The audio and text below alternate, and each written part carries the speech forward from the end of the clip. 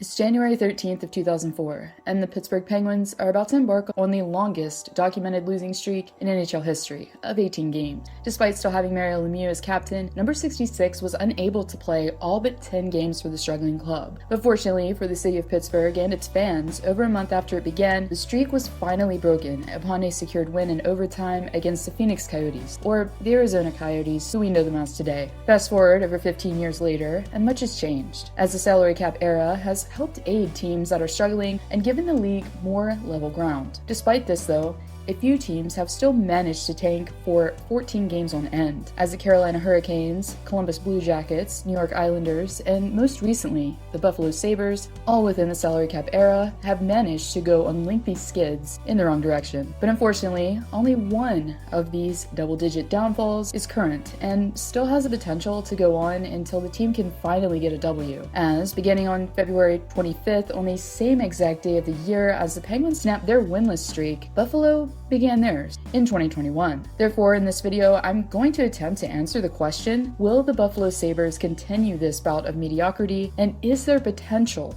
that they may make history in the worst way possible? Before we completely answer the question, here's the several setbacks that the Sabres have faced since the streak began. Captain Jack Eichel was put on injury reserve for a neck injury, along with goalie Linus Ullmark, who was largely the better of the two goalies the Sabres have been playing. The other netminder also has been sidelined with a lower body injury. The team has also lost several other key roster names and is currently looking to players such as Tage Thompson, Jacob Bryson, and Dustin Tokarski, who have all been called up from the minors for relief. Their coaching woes were sort of amended, but current interim head coach Don Granato has never had experience as a head coach and is getting his first taste as a bench boss during this very uncertain time. After that lengthy list of misfortunes that I mentioned, you still have Kevin Adams, who is also very inexperienced as a GM, and the owners above him have also shown signs of being incompetent when it comes to all things Sabres. So there's also that. But there are positives surrounding the team, believe it or not, as previous 40 goal scorer Jeff Skinner has recently been showing signs of life after being moved up from the fourth line, as the forward has 2 points in his last 3 games played. With Kruger finally gone, the puzzling roster moves and line changes may be a thing of the past, depending on the direction that Granato takes. But outside of the positives, the team's next opponent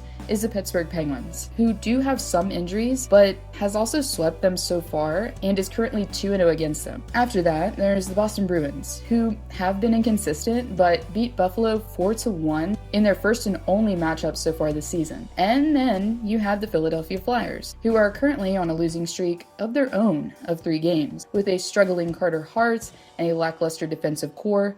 Could this finally be the end of the winless drought for the team? My bet is yes, as in one of these back-to-back games, the streak will finally be broken. If you look at Philadelphia for the month of March alone, they actually have a greater goals against average than Buffalo, narrowly with a 4.38. The team recently lost to New Jersey and has the team that really embarrassed them in the New York Rangers to face directly after. If the team is still trending in the way I suspect they will be, Buffalo could really redeem themselves and not dethrone the Pittsburgh Penguins for one of the worst possible records to have.